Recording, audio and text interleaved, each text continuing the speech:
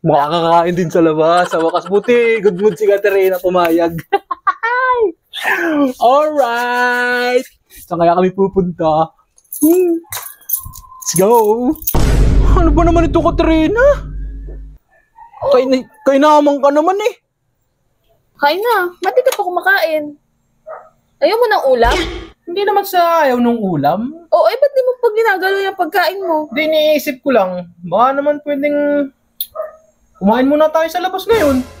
Oh, diba, anniversary naman natin ng nakarang araw. Celebrate natin ngayon. Gusto mo ba sa labas kumain? Oo, minsan lang naman eh. Tsaka, sweldo naman natin ngayon. Siguro naman deserve natin kumain sa labas. Kahit naman paminsan-minsan. Ang dami mong arte. O sige, di sa labas. Talaga? Oo, tara. Talaga? Oo. Sige. Gagayak na ako ha. Sige, magagayak din muna ako. Sige, magayak ka. Sige, bilisan mo magayak. Sigurado ka na ha. Oo nga. Makakakain na rin sa labas, sa wakas. Gagayak na ako. Oh, makakakain din sa labas, sa wakas. Buti, good mood si Katerina, pumayag. Alright! Saan kaya kami pupunta? Let's go! Be, kaya ka na ba? Saan na kayo yun? Be, asan ka na ba? Ano? Oh, Okay na. ba't di ka pa nagbibihis? Bakit ako magbibihis? Ba't makakain nga tayo sa labas? Ito naman. Ha? Kakain na tayo sa labas. Oh, ba't ganyan nga? Nagayak na nga ako yun. Ano ka naman? Ano ba pag... Ano? Ito! Ah, Tara dito! ano ba naman ito, Katrina? Kainaman ka naman eh.